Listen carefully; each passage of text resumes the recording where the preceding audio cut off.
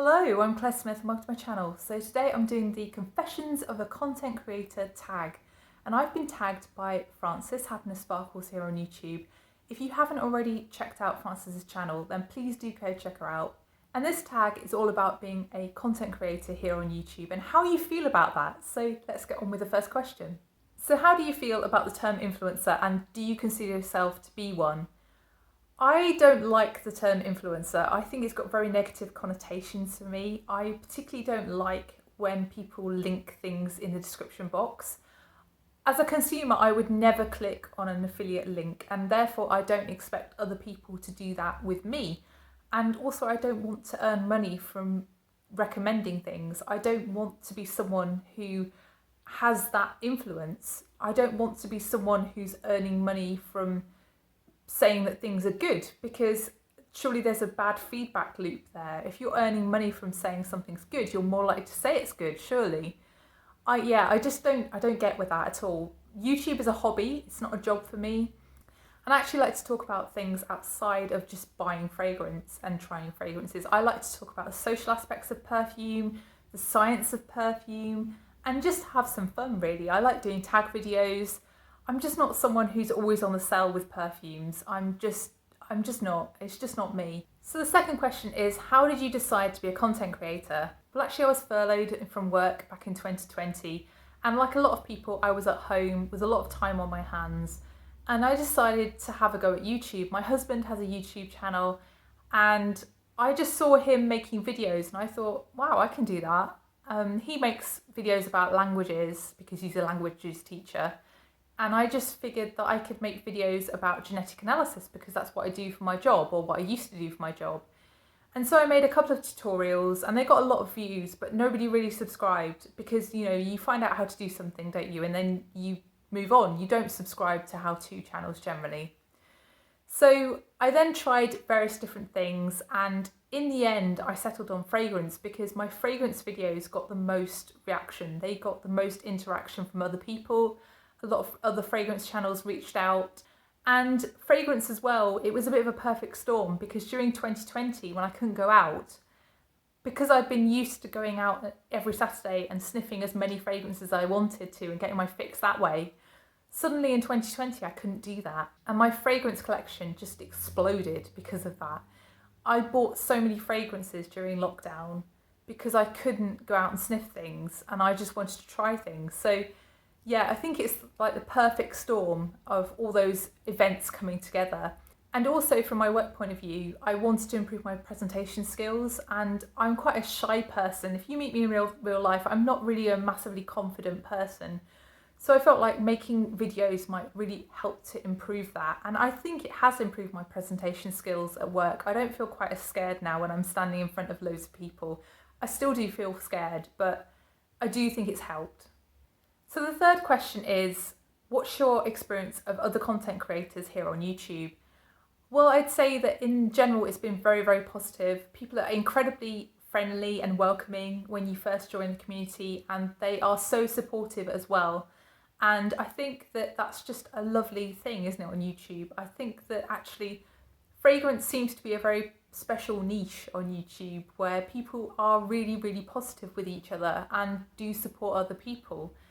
And I'm really grateful for that. I really have felt the love from other channels, and I love watching other people as well because you get inspired by their videos and you have ideas because of them, and you learn about new fragrances from watching other channels. So I think, yeah, it's a two-way thing, isn't it? And I've really enjoyed being part of this community. I've also been completely shocked by just the sheer generosity of people on YouTube.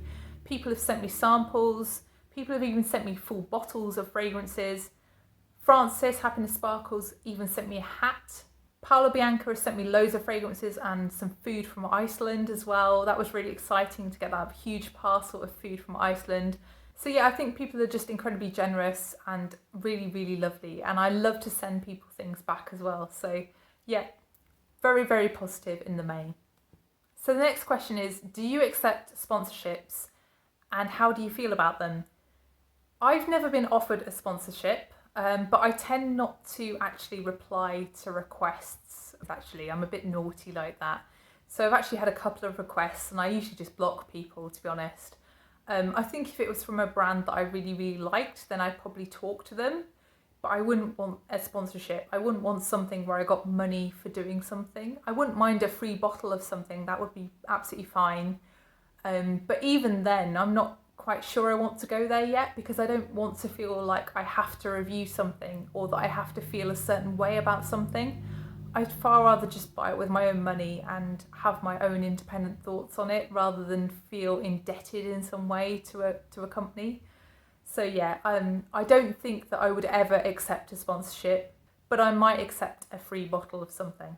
You know, actually, I've only just linked my Instagram to my YouTube. Before, I used to be totally uncontactable apart from in comments, so in a very public way, which I think actually stopped me getting bothered by brands. And actually, I quite like that. I don't have an email address attached to my YouTube channel because I don't want people emailing me with offers all the time.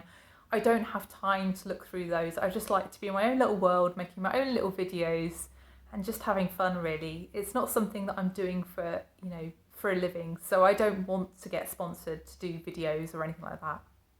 Question 5 is, have you ever had an experience with a brand that's left a bad taste in your mouth? No, because I've not had any experiences with any brands from sponsorships or deals. So question 6 is, how do you deal with negative comments? I've been surprised on YouTube at just how few negative comments I have actually received. I think that they're really, really rare actually. And most of the time, I feel like the person who's leaving the comment is just not very happy in themselves, and that's probably why they're doing it, because really, if a video annoys you in some way, what's the easier thing to do? The easier thing is just to click off it, isn't it? And actually, from a content creator's point of view, someone leaving you a comment is actually helpful, because ultimately they're promoting your channel. So actually, I tend to reply to negative comments, and I tend to be completely nice as pie, whiter than white, angelic little Claire, just, spreading my rainbows and happiness throughout the world. And really, I think that's the only way you can be with negative comments. You just don't take it personally, and you just try to move on, don't you?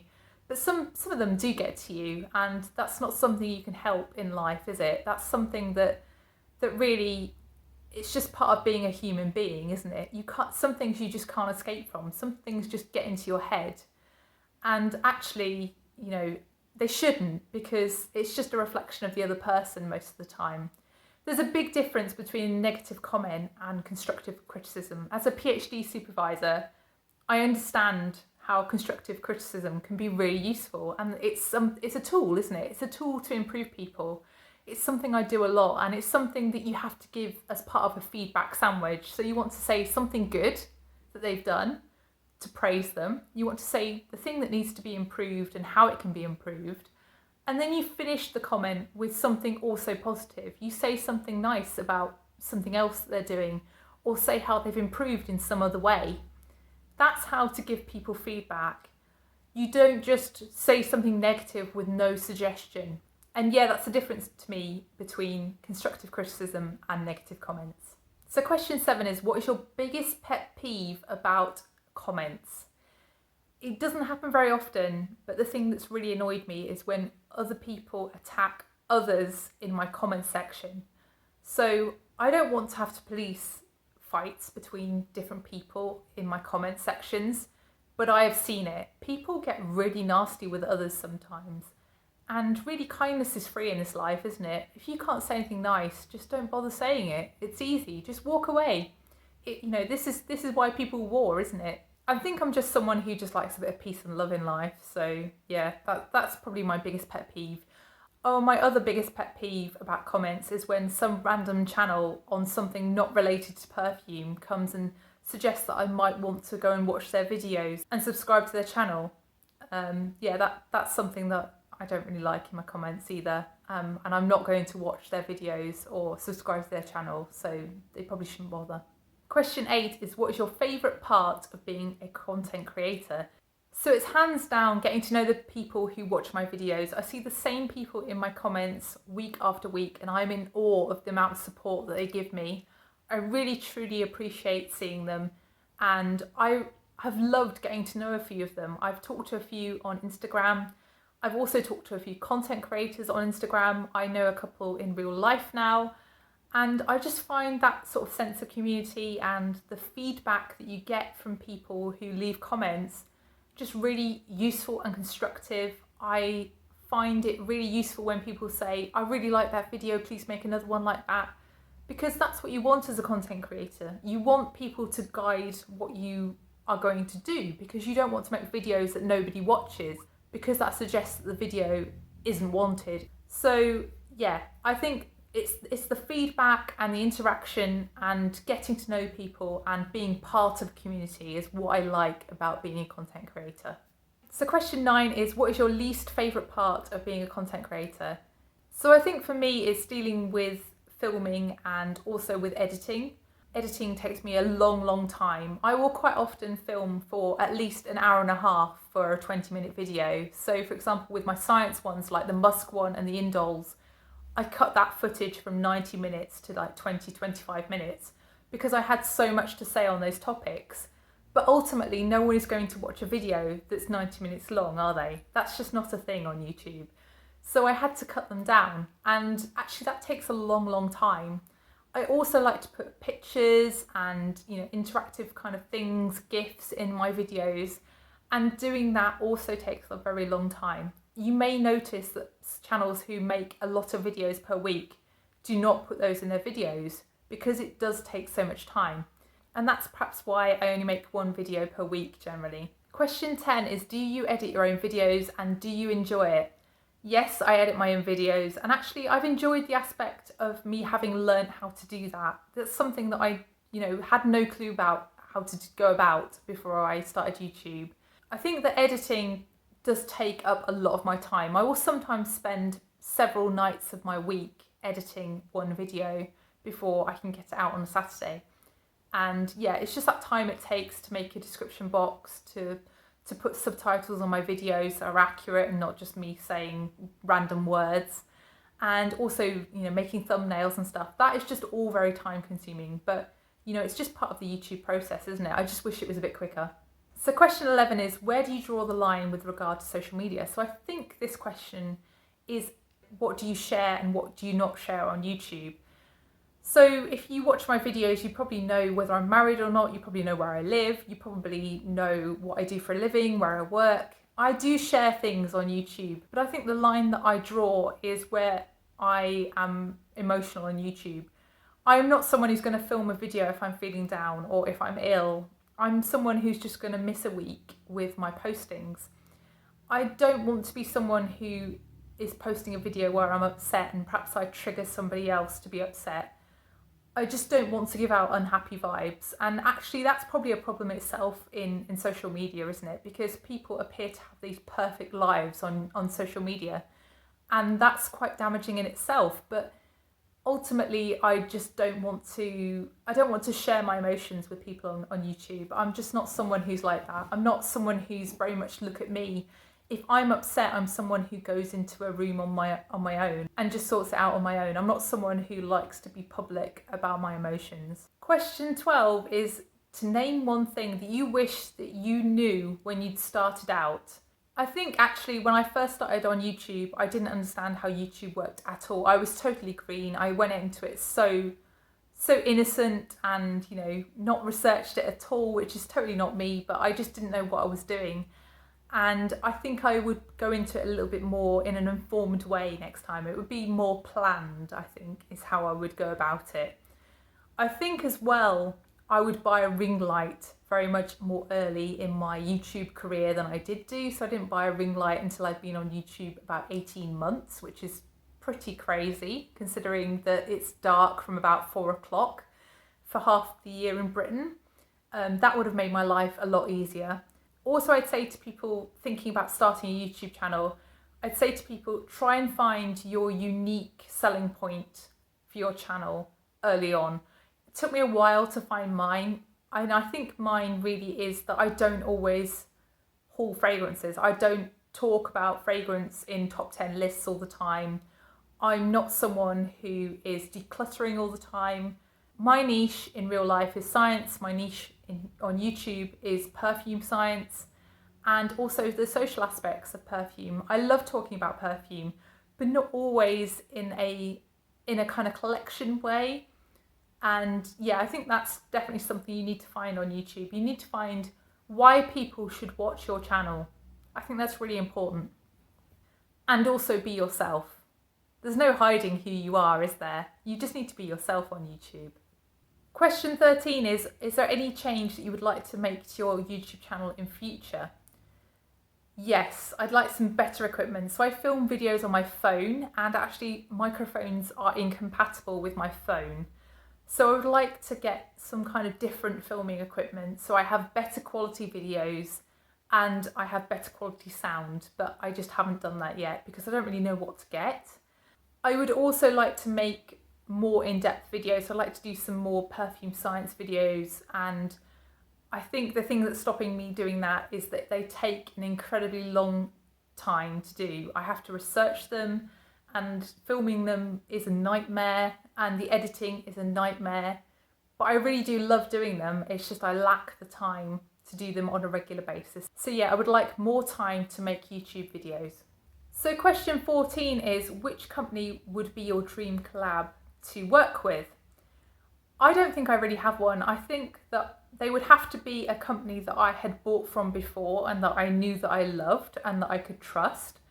And actually, I can't really see me collabing with anyone, if I'm perfectly honest. But, you know, I won't rule it out entirely, but I think it's so remote that I would ever do that. So it's probably nobody, to be fair. Question 15 is, which content creator do you admire and would you like to collab with? Well, I admire everybody who's on YouTube. It takes a lot to put yourself out there, actually.